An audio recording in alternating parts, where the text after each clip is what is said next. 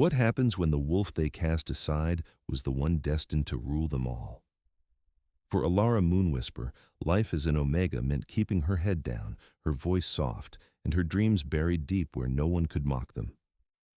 She scrubbed floors in the Alpha's manor, served meals at pack gatherings, and endured the pitying glances and cruel whispers that followed her everywhere. In the Silvercrest pack, where strength meant everything and weakness meant nothing, an Omega without a wolf was less than dirt beneath their boots. But Alara had survived 23 years of it, clinging to one fragile hope, that when the Harvest Moon ceremony arrived, everything might change. But when Alpha Kieran Blackthorn stood before the entire pack, his steel-gray eyes cold as winter stone, and spoke the words that shattered her world, everything did change. Just not the way anyone expected. And what happens next, no one was prepared for. Not the Alpha who rejected her, not the parents who betrayed her, and certainly not the ancient guardians who had been searching for her since before she was born. The harvest moon hung heavy and golden in the October sky, casting long shadows across the ceremonial grounds of Silvercrest territory. Hundreds of wolves gathered in their human forms, dressed in their finest, the ceremony where fated mates would be revealed, where the moon goddess herself would weave invisible threads between souls destined to burn together. Alara stood at the very edge of the crowd, her thin frame wrapped in a borrowed dress 2 sizes too large. The fabric was a faded gray, matching the hollowness she felt in her chest. She had spent the entire day preparing the feast, arranging flowers, polishing the Alpha's ceremonial blade, until her reflection stared back at her, ghost pale and exhausted. "Think he'll finally notice you tonight?" The voice dripped with false sweetness. Alara didn't need to turn around to know who spoke. The scent of cinnamon and iron, sharp, metallic, predatory, announced Vivian Ashwood before her words did. The Beta's daughter, beautiful and cruel in equal measure, with auburn hair that caught firelight like living flame and amber eyes that missed nothing. "I'm just here to serve, Vivian." Alara kept her voice level, her eyes down. "Of course you are." Vivian circled her like a shark scenting blood. "That's all an Omega is good for, isn't it? Serving, especially one without a wolf. Tell me, do you even feel the moon's pull? Or is that broken too?" Orchestrated narrative progression toward ceremonial climax. I need to continue building this opening scene, establishing the hierarchy and Alara's suffering while moving toward the rejection ceremony. I'm tracking toward the 1,500 word count for Act 1. Let me keep the narrative flowing without any section breaks. The words struck like physical blows, but Alara had learned long ago not to flinch. She'd learned not to react when they whispered wolfless behind their hands, not to cry when they excluded her from runs, not to hope when she caught Alpha Kieran watching her across crowded rooms. Hope was a luxury Omegas couldn't afford. "Leave her alone, Viv." The command came from Marcus, a young beta with kind eyes who sometimes snuck her extra food from the kitchens. But even his kindness was a double-edged sword, pity wrapped in politeness. Vivian laughed, a sound like breaking glass. "Always defending the broken things, Marcus. Maybe that's why you'll never make Alpha." The crowd began to hush as Alpha Kieran Blackthorn ascended the raised platform at the ceremony's center. At 6'4", he commanded attention without trying. His hair was dark as midnight, his jaw carved from granite, and his presence filled the space like a storm about to break.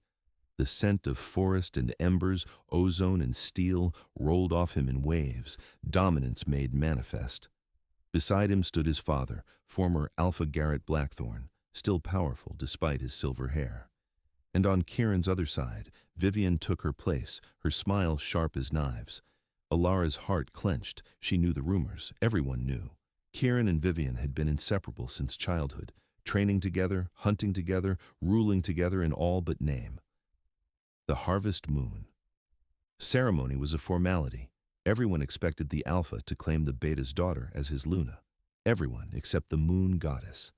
"Brothers and sisters of Silvercrest," Kieran's voice carried across the grounds, deep and commanding. "Tonight, the goddess reveals her will. Tonight, the bonds that have waited in darkness will blaze into light. Tonight, we honor the ancient ways."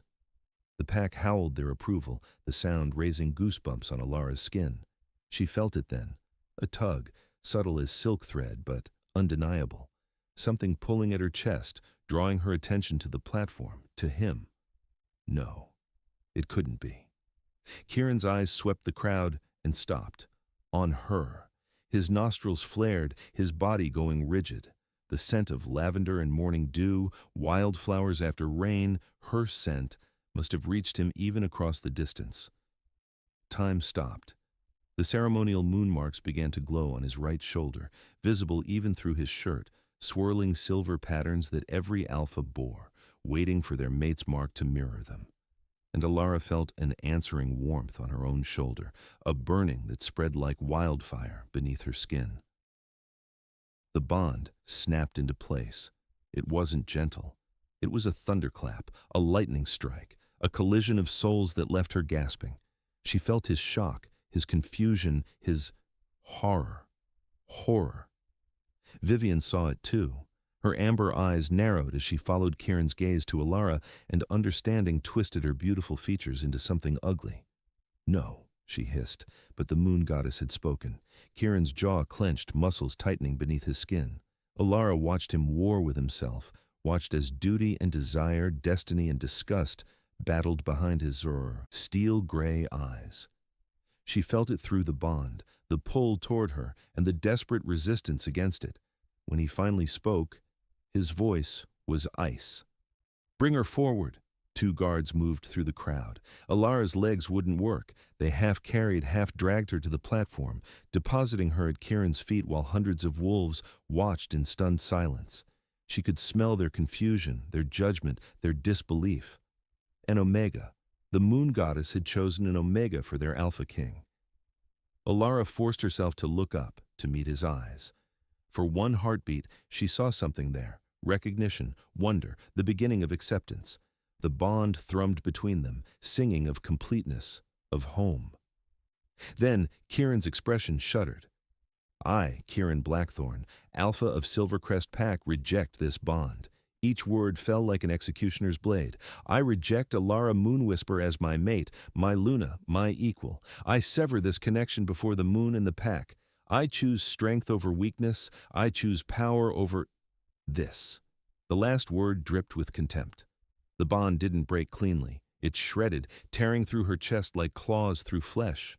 Alara screamed, couldn't help it, as agony unlike anything she'd ever known consumed her. It felt like dying, like being burned from the inside out, like having her soul ripped in half. She collapsed, her body convulsing. Through the red haze of pain, she heard Vivian's triumphant laugh, heard the pack's shocked murmurs rising to a roar, heard her own broken sobs echoing across the ceremonial grounds. Kieran stood above her, unmoved. Remove her from Packlands. She has until moonset to cross our borders. After that, she's rogue territory. But Alpha, Marcus stepped forward, his voice horrified. Rejection during the harvest moon, without trial or cause. It's a death sentence. She can't survive the Frostwood alone, especially with the bond sickness. Then she shouldn't have been chosen. Kieran's voice could have frozen fire. The goddess made a mistake. I'm correcting it. Guards dragged Alara from the platform. She couldn't fight, couldn't speak, couldn't do anything but exist inside the screaming agony of her severed soul. Dimly, she was aware of being hauled through the pack grounds, past the homes of wolves she'd served for years, past the training fields where she'd watched them grow strong while she remained weak. They threw her against the hard-packed earth outside her parents' small cottage at the edge of pack territory. Her mother, Lydia, stood in the doorway, face pale as moonlight. Her father, Thomas, wouldn't even look at her. Please, Alara managed through chattering teeth. The bond sickness was setting in fast, fever, chills, nausea. Please, let me stay just tonight, just until... You bring shame on this house. Her father's voice was flat, dead. You always have. Wolfless, weak, and now this, rejected by the Alpha himself. You're no daughter of mine. Thomas, her mother whispered, tears streaming down her face. Go, Lydia, inside, now. Alara watched her mother retreat, watched the door close, watched the lights extinguish. The message was clear. She was alone. The guards shoved a small pack at her feet, probably filled with whatever scraps someone had deemed sufficient for a condemned Omega. One of them, a scarred beta named Roland, at least had the decency to look uncomfortable. "I'm sorry," he muttered. "Orders are orders." Then they were gone, and Alara was alone at the border of Packlands as the harvest moon climbed higher. She had perhaps 4 hours until moonset, 4 hours to cross into the Frostwood, the vast untamed wilderness that separated Pack territories, before every wolf in Silvercrest would be honor-bound to kill her as a rogue. 4 hours, with a shredded bond and a body that could barely stand. She looked at the tree line, dark and forbidding. The Frostwood stretched for hundreds of miles, filled with predators both animal and supernatural. Even full wolves hesitated to enter it alone. For a human without a wolf, it was a grave. Kieran had rejected her. Her parents had disowned her. Her pack had cast her out. She had nothing left to lose. Alara picked up the pack and walked into the forest. The first hour wasn't terrible. Adrenaline carried her, and anger, a tiny, precious flame of rage that she nursed in her chest. Let them think she'd die. Let them expect her bones to bleach in the wilderness. She'd survive, somehow. The second hour, the bond sickness hit in earnest. Every step became a marathon. Her skin alternated between burning and freezing. Nausea rolled through her in waves, forcing her to stop and retch until her stomach was empty and still heaving. By the third hour, she knew she was dying. The wind had picked up, carrying the promise of an early winter storm. Dark clouds swallowed the stars. The temperature plummeted, and the borrowed dress that had been too large suddenly felt like tissue paper against the elements. Alara's foot caught on a root, and she went down hard, her hands tearing open on rocks. She lay there, cheek pressed to frozen earth, and couldn't find the strength to rise. This was it. This was how her story ended, alone, broken, forgotten. She thought of Kieran's contempt, her father's cold dismissal, Vivian's cruel laughter. She thought of every moment she'd been overlooked, underestimated, pushed aside. She thought of the bond, that brief, shining moment when she'd felt whole, when she'd felt chosen. Then she thought, maybe they were right. Maybe I was the mistake. Snow began to fall, soft and deadly. Alara closed her eyes. The last thing she remembered was the howling, deep, resonant, nothing like pack wolves. It seemed to come from everywhere at once, surrounding her, filling the air with ancient power. Then darkness took her. She woke to warmth. Consciousness returned slowly, pulling her up from depths that had felt final. Alara's eyelids fluttered open to dim light filtering through cracks in aged wood. She was lying on something soft, a bed of moss and dried ferns covered in what felt like furs. The scent hit her first, aged oak and winter snow, pine and distant storm. Powerful, protective, utterly foreign. Her heart hammered as memories crashed back, the rejection, the exile, the dying in the snow. But she wasn't dead. She was in some kind of structure, a hunter's cabin maybe, long abandoned based on the state of the walls. The roof leaked in places and wind whistled through gaps in the boards, but it was shelter. Someone had carried her here. Someone had saved her. Alara tried to sit up and gasped as pain lanced through her chest. The bond sickness, still there, but muted somehow, manageable. She pressed a hand to her heart and felt something different, something that hadn't been there before. A presence, small, sleepy, but undeniably there. Hello? She thought tentatively. Silence. Then, like a whisper in her mind, you're awake. Alara's breath caught. It couldn't be. She didn't have a wolf. She'd been tested a dozen times, searched by healers and shamans, and they'd all confirmed it. She was wolfless, broken, empty. But something was stirring inside her, something that felt like coming home. Before she could explore the sensation further, the cabin door opened. Alara's eyes snapped to the entrance, and her breath stopped entirely. A man stood framed in the doorway, backlit by pale dawn. He was massive, easily 6'6", broad-shouldered, his presence filling the small space. His hair was dark with silver threading through it at the temples, worn long enough to brush his shoulders. His face was all hard angles and old scars, weathered by time and battle, but his eyes were the color of amber lit from within, ancient and knowing. The scent of oak and snow intensified, and Alara realized it came from him. He held her gaze, and she saw no threat there, only assessment and something that looked almost like relief. "You're stronger than we expected," he said, his voice a deep rumble that seemed to resonate in her bones. "To survive both rejection and the Frostwoods' welcome in one night. Remarkable." "Who are you?" Alara's voice came out hoarse. "My name is Darius Stormborn." He stepped inside, and she could see the power in the way he moved, controlled, predatory, absolutely confident. "I'm the leader of the Shadow Guard, and we've been searching for you for 23 years. "I don't understand. I'm no one. I'm just—" "You're everything," he interrupted gently. He moved closer, crouching beside her makeshift bed so their eyes were level. "Do you know why you never had a wolf, Alara Moonwhisper?" She shook her head, tears burning behind her eyes. "Because your power was bound the day you were born, sealed away by those who feared what you would become." His expression darkened. "By your own parents." The words made no sense. "It's impossible. My parents are beta rank, barely. They don't have the power to—" "They didn't do it alone. They had help from a shaman, a dark practitioner who owed them a blood debt. They bound your wolf, your abilities, your very essence into a cage of magic." Darius's jaw clenched. "They thought they were protecting you. They were wrong." "Protecting me from what?" "From your destiny." He gestured toward the door. "Come, there's something you need to see." Alara's body protested, but that strange new presence inside her, her wolf, stirred, curious and eager. She pushed herself to her feet, swaying. Darius offered his arm, steady as an oak, and she took it without thinking. He led her outside, and Alara stopped breathing. The clearing around the cabin was filled with wolves, not ordinary wolves.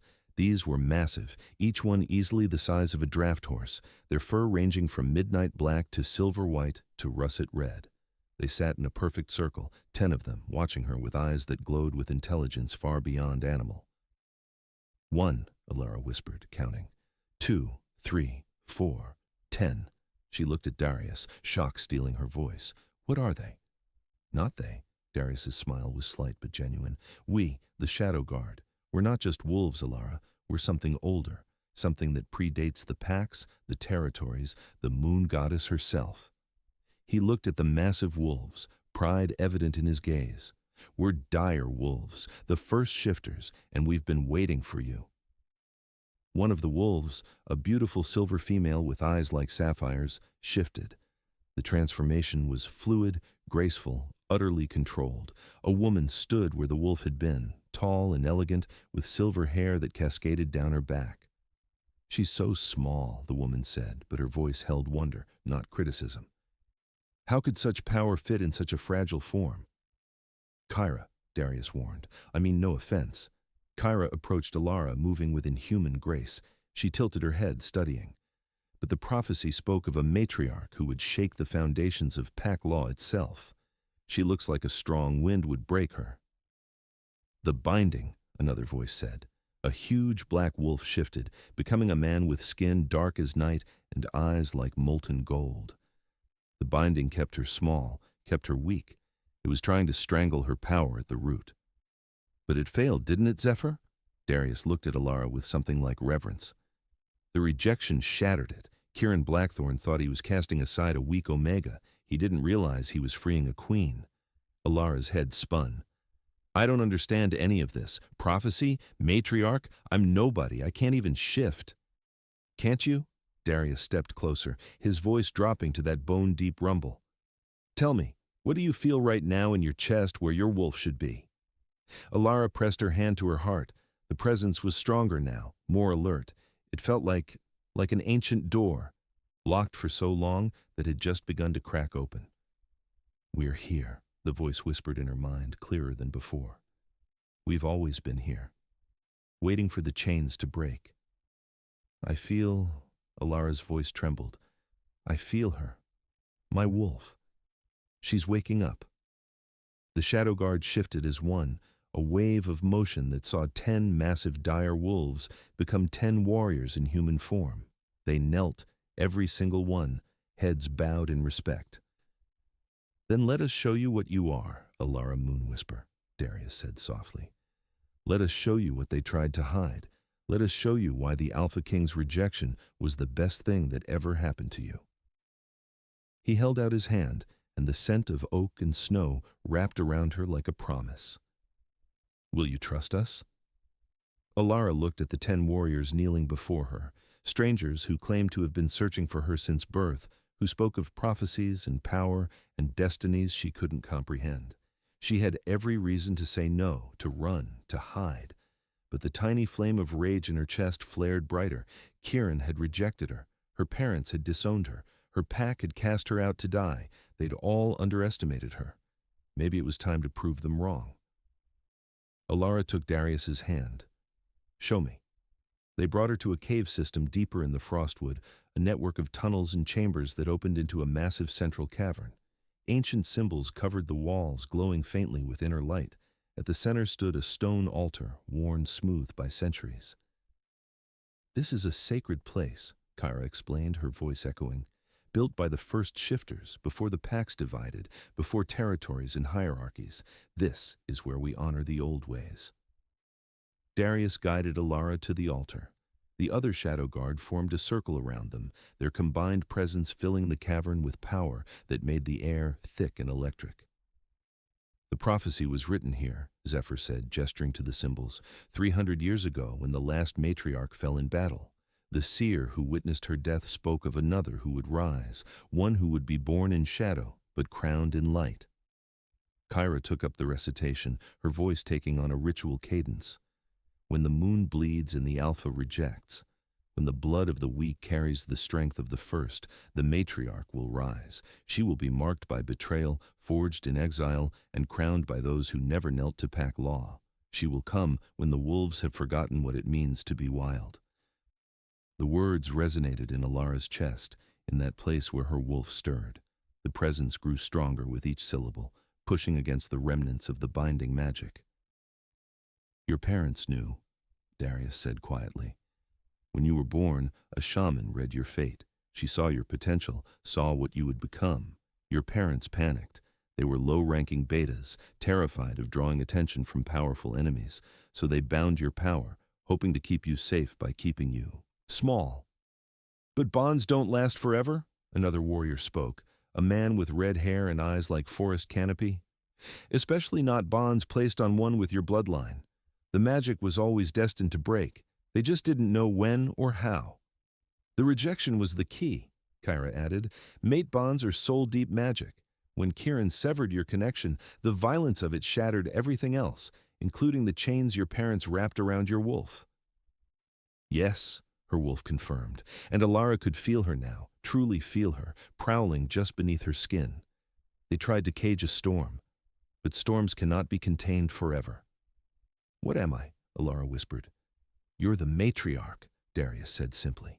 "The alpha of alphas, the ruler of all shifter kind should you choose to claim the title. Your bloodline goes back to the first shifters, to the original pack before they scattered into territories.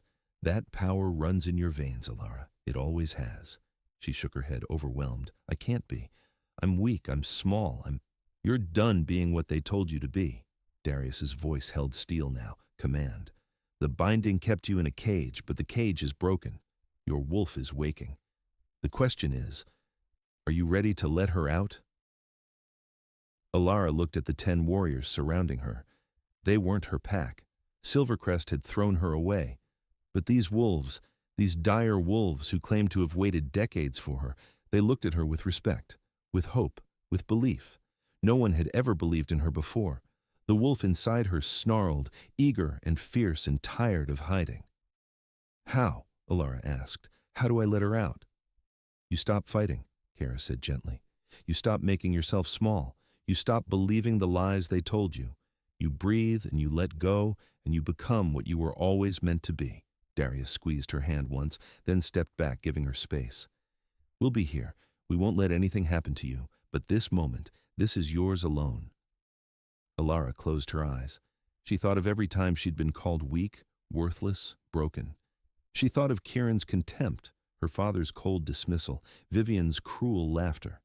She thought of 23 years of making herself invisible, of swallowing her voice, of believing she was less than everyone else.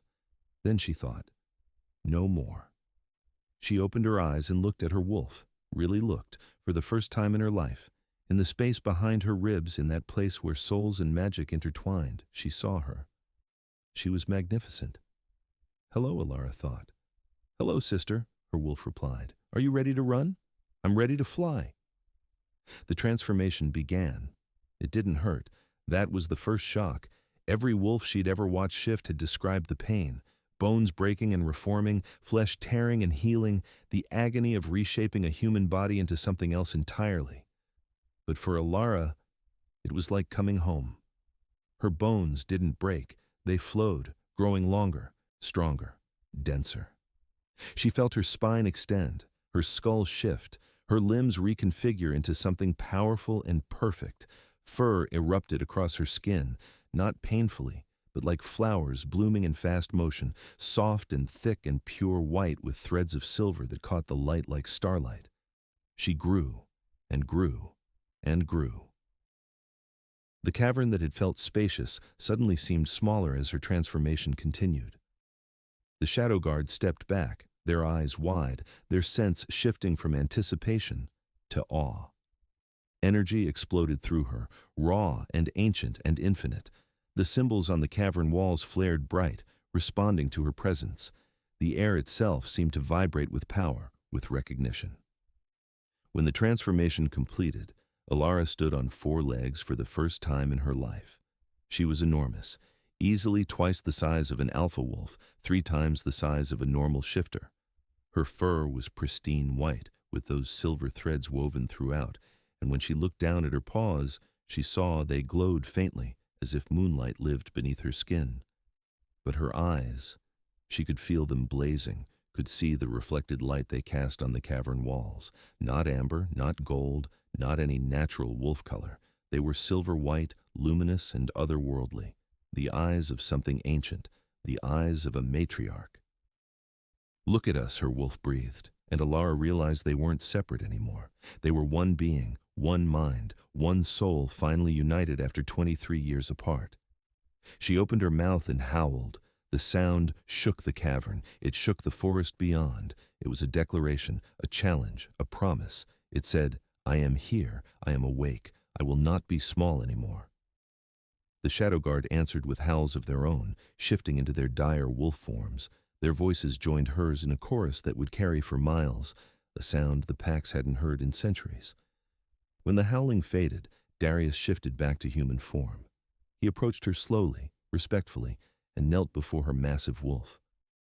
"She is the matriarch," he said, his voice carrying through the cavern. "The prophecy is fulfilled. The queen has returned."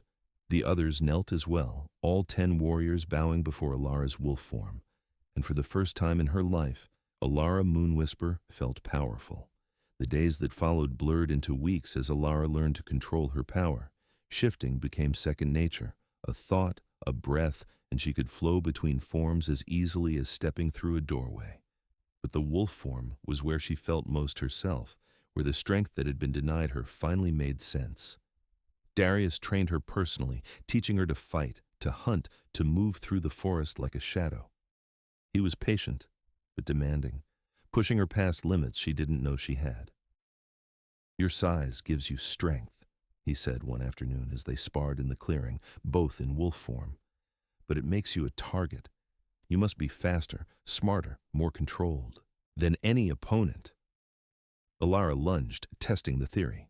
Darius dodged smoothly, countering with a move that would have pinned a normal wolf, but Alara was far from normal. She twisted, using her bulk to her advantage, and managed to flip their positions. "Better," Darius's voice rumbled in her mind. Mind speech between packmates was common, but the clarity and strength of their connection still surprised her. "But don't rely only on power. Your greatest gifts are yet to reveal themselves." Over time, those gifts did emerge. Alara discovered she could sense the emotions of other wolves, their fear, their joy, their pain. It went beyond normal wolf empathy. She could feel the Shadow Guard's loyalty like a warm blanket, could sense their individual fears and hopes as clearly as if they spoke them aloud. "The matriarch is the heart of the pack," Kyra explained one evening as they sat around a fire. "Where alphas rule through dominance, you lead through connection. You feel what your pack feels. You can heal their wounds, emotional and physical. You can inspire them to greatness or calm them in crisis. Alara tested this ability carefully, learning to extend comfort to warriors who carried old scars, learning to ease pain and strengthen resolve with nothing but her presence and will. She also discovered she could command, not through force or volume, but through a power that resonated in every word, every thought she projected. When she gave an order, other wolves felt compelled to obey, not because they feared punishment, but because every instinct in their bodies recognized her authority. But more than the powers, more than the training, what struck Alara most was the family she found in the Shadow Guard. Zephyr, the massive warrior with skin like midnight, taught her tracking and had a dry sense of humor that made her laugh until her sides hurt. Kyra became like an older sister, fierce in her protection, but gentle in her guidance, sharing stories of matriarchs past. There was Rowan, the red-haired warrior who was brilliant with strategy and terrible at cooking. Thorn, scarred and silent, who communicated more through actions than words, but whose loyalty ran bone deep. Lyric, a younger wolf with a musical voice who could charm birds from trees and information from the most tight-lipped sources. And 8 others, each unique, each dedicated. They called themselves her guard, but they felt like so much more. They felt like the pack she'd always deserved but never had. Darius, though, Darius was different. He commanded respect from the others, led them with quiet authority, but with Alara he was gentle, attentive, always near but never crowding, always watching but never judging. His scent of oak and snow became as familiar as her own, and she found herself seeking his presence, his counsel, his rare smiles. "You don't have to stay at arm's length," she told him one night when they were alone, both in human form, sitting on a ridge overlooking the endless forest. "I won't break." "I know you won't break," Darius said quietly. "You're the strongest being I've ever known. But you're also newly awakened, still learning what you are. I won't muddy those waters with complications." "What kind of complications?" He turned to look at her, and in his amber eyes she saw heat carefully banked. The kind where a male who has lived 300 years and waited his entire existence for his matriarch has to remember that she needs time to discover herself, not another bond forced upon her before she's ready. Alara's breath caught. 300 years? Dire wolves age slowly. We live long, long enough to wait for prophecies to fulfill themselves. His lips quirked. Long enough to learn patience, even when everything in me wants to. Wants to what? To claim you as my chosen mate, to give you a bond formed from choice, not fate, stronger than what the moon goddess weaves because it's built on respect and trust and time. He shook his head. But not yet. Not until you're certain of who you are and what you want. The honesty in his words, the restraint, the sheer respect for her autonomy, it meant more than any declaration of love could have. "When I'm ready," Alara said softly, "I'll tell you. And I'll wait." His smile was gentle. "I've waited this long. What's a little longer?" They sat in comfortable silence, watching the stars emerge, and Alara felt something settle in her chest.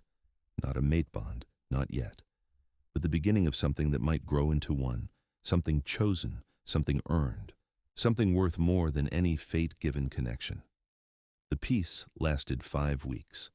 They came at dawn, when the mist still clung to the ground and the Shadow Guard was scattered across the territory on routine patrols. A scout from a neighboring pack, straying too close, catching the scent of wolves where only rogues should be. Alara was in the cave when Rowan burst in, his expression grim. "We've been spotted. A Silvercrest scout. He ran before we could stop him."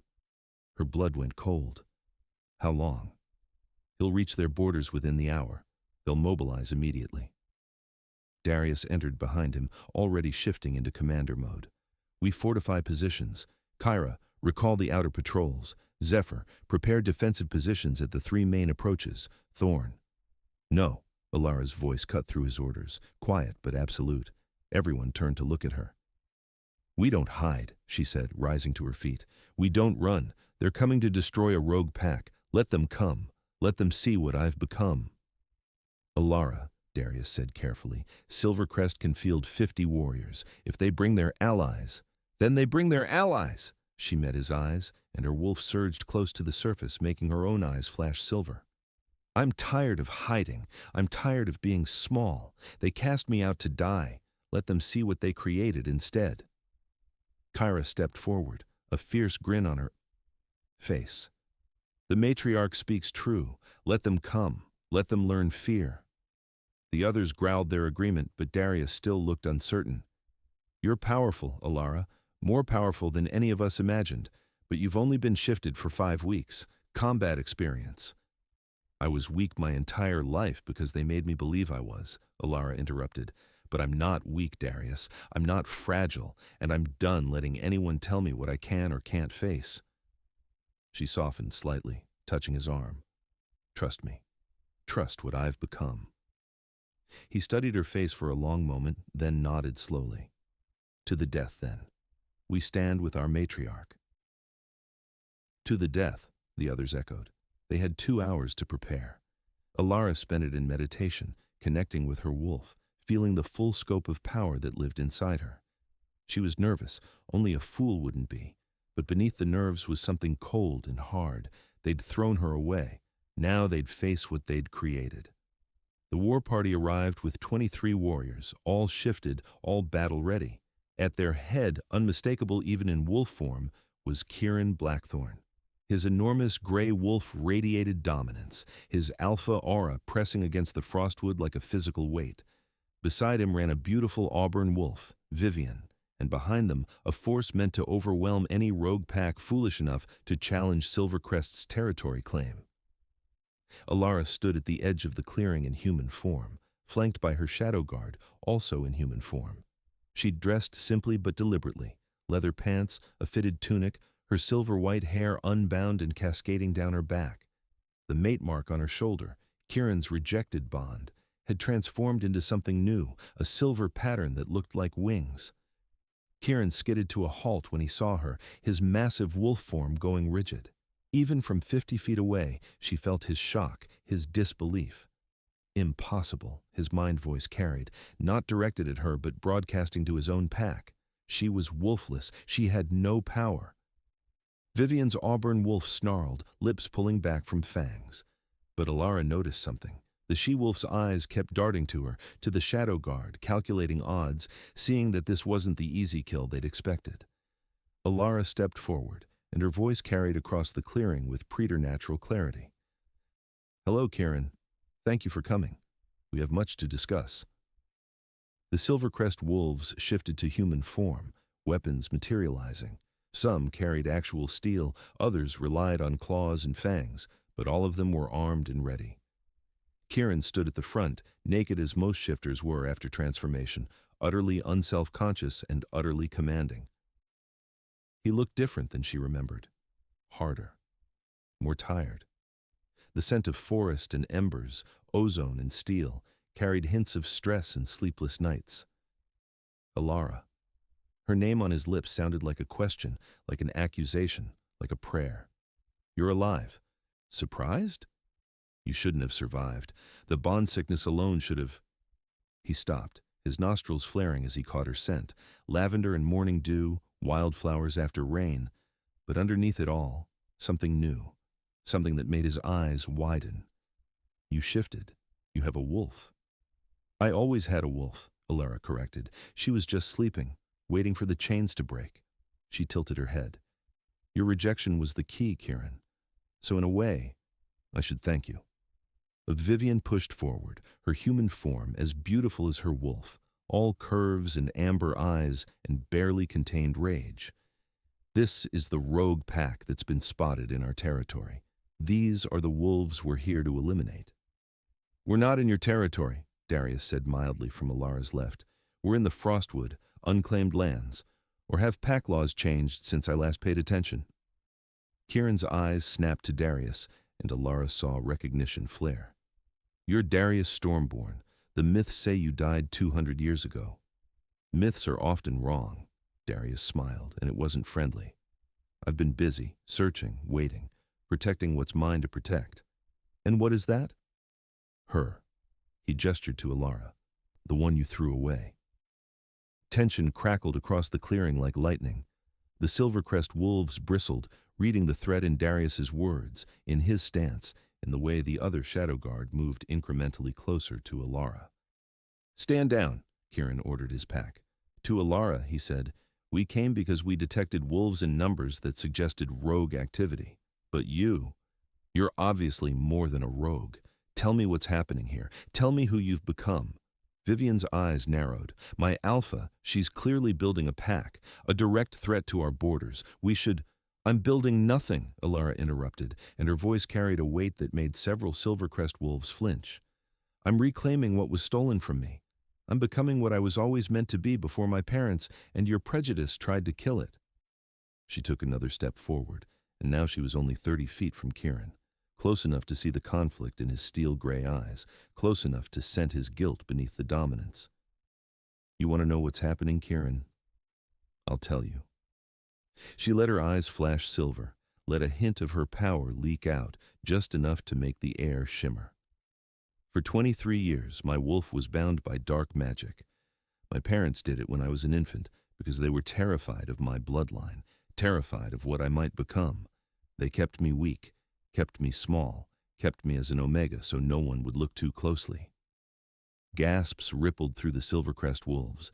Even Kieran looked shaken. "But you couldn't leave well enough alone, could you?" Alara's voice hardened. "You couldn't just accept the moon goddess's choice. You had to reject me, publicly humiliate me, cast me out to die.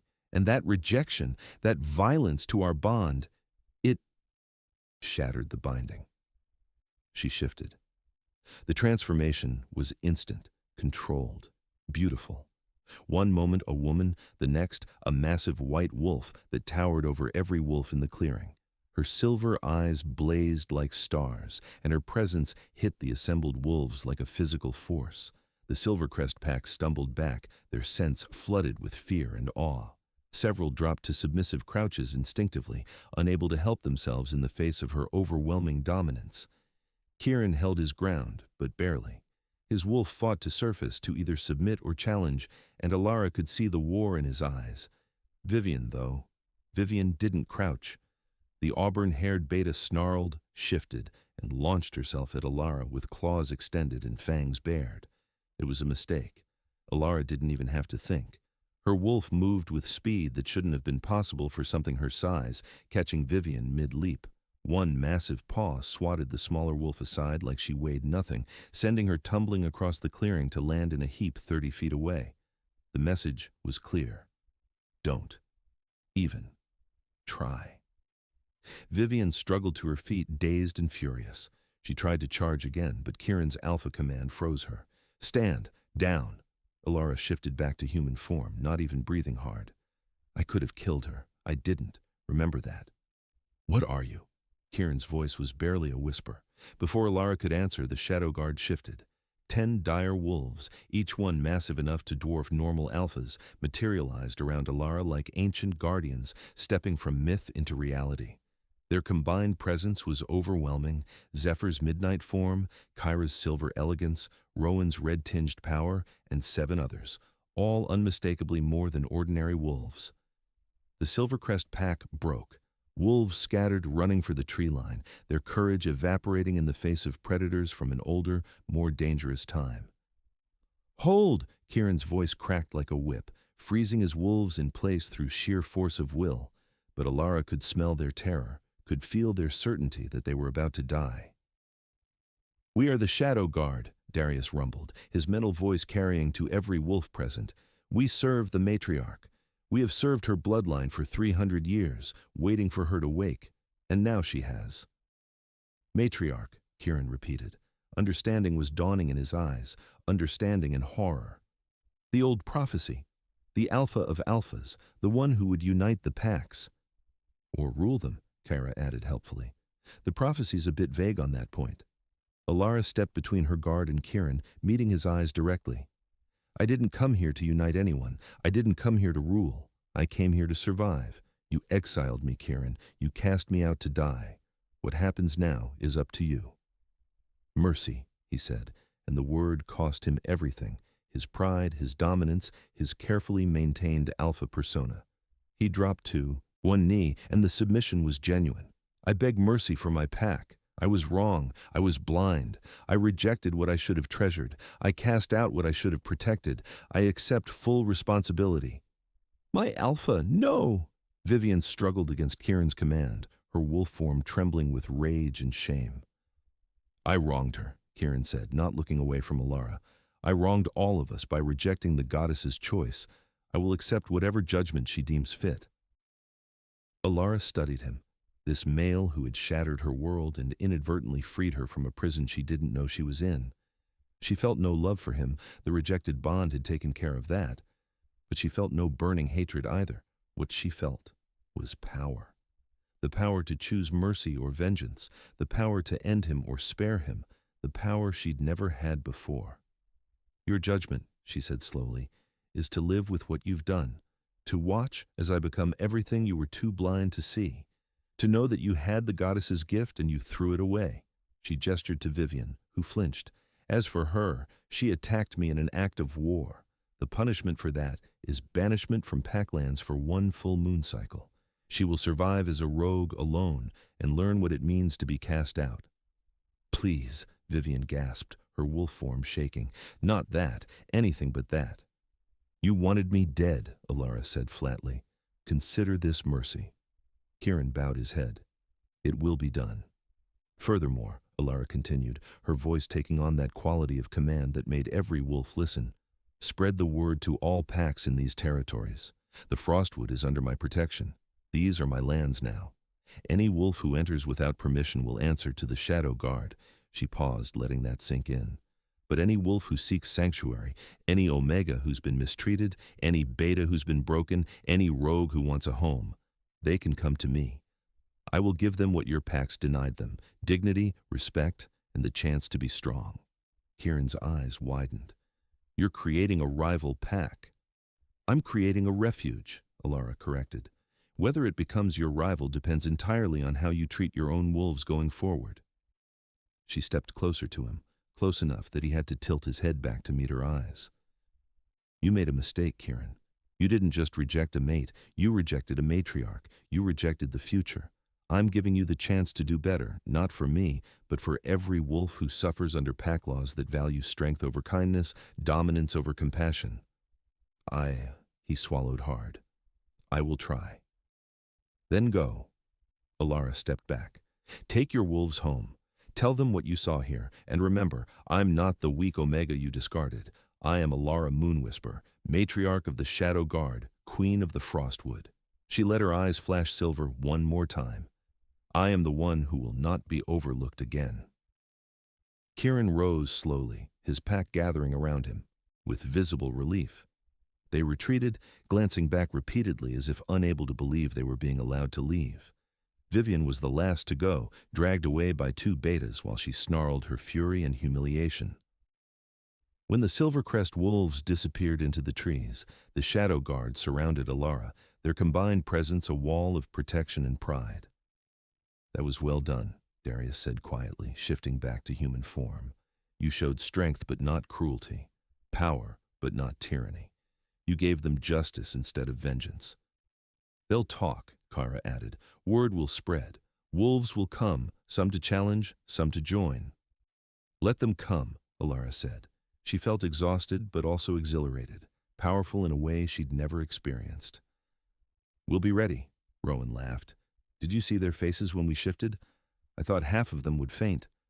The auburn she-wolf attacking was foolish, Thorn signed, his gestures fluid, but predictable. She wanted what she thought was hers, Lyric said softly. She'll learn, or she won't. Either way, she's no longer our concern. Alara looked at the 10 warriors who had claimed her, protected her, believed in her when no one else would. Her found family, her chosen pack. Thank you, she said, her voice thick with emotion, for finding me, for waiting, for showing me who I really am.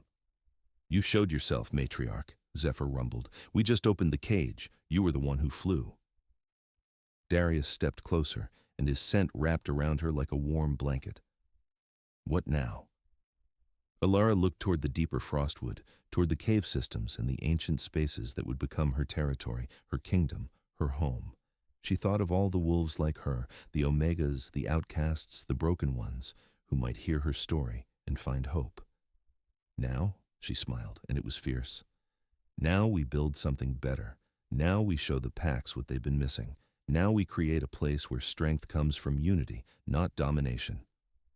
She shifted into her massive wolf form, her white fur gleaming in the dappled sunlight, her silver eyes blazing with purpose. Now we run, she said, her mental voice carrying joy and power in equal measure. And we never stop. The Shadow Guard howled their agreement and shifted as one. 11 wolves, 10 dire guardians, and 1 matriarch, racing through the frostwood with the wind in their fur and freedom in their hearts. Behind them, the past faded. Ahead, the future waited. And Alara Moonwhisper, once an Omega, now a queen, had never felt more alive. 3 months later, the new order was firmly established. Word had spread like wildfire through the territories, the story of an Omega rejected by an Alpha King, cast out to die, who rose as a matriarch with ancient power. Wolves came to the Frostwood. Some came to challenge, thinking to test their strength against this upstart queen. They left with new scars and new respect, or they didn't leave at all. Alara's mercy was vast, but it wasn't infinite. Most came seeking refuge. A young beta male whose pack had worked him until he broke. An Omega female who'd been promised to an Alpha twice her age. A rogue who'd been cast out for defending a pup. They came broken, afraid, desperate. They found home. The cave systems expanded into a settlement, not a traditional pack structure, but something new, something better. Dens carved into stone, communal spaces, training grounds, a place where rank mattered less than loyalty, where strength was measured in compassion as much as power.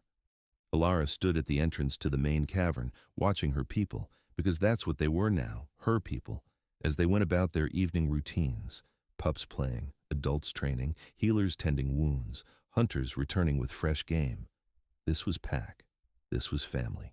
This was everything she'd been denied and everything she'd built from ashes.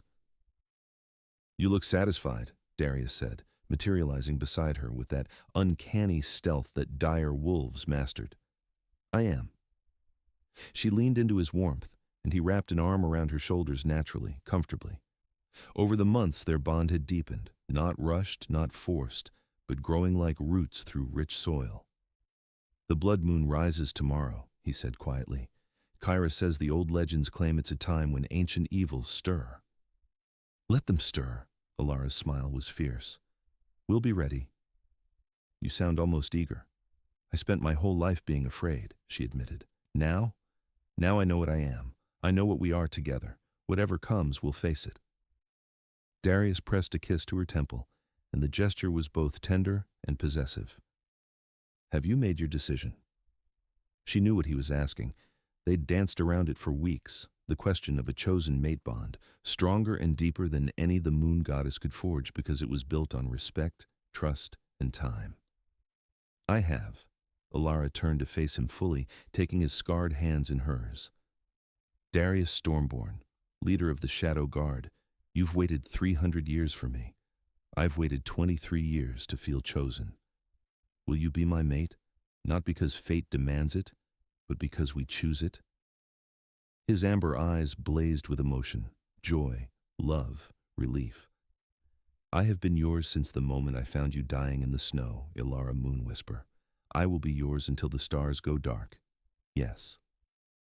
The bond formed differently than fated mates. No lightning strike, no thunderclap. Instead, it was like 2 rivers joining, a gradual merging that felt inevitable and right. She felt his soul brush against hers, felt his strength become hers and hers become his. This was partnership. This was equality. This was love. Kyra appeared in the entrance, her expression urgent. "Matriarch, scouts report movement in the southern border. Multiple wolves, unknown allegiance." Alara sighed, but her smile didn't fade. "It seems peace will have to wait." "Peace is overrated anyway," Darius said, shifting smoothly into his massive dire wolf form.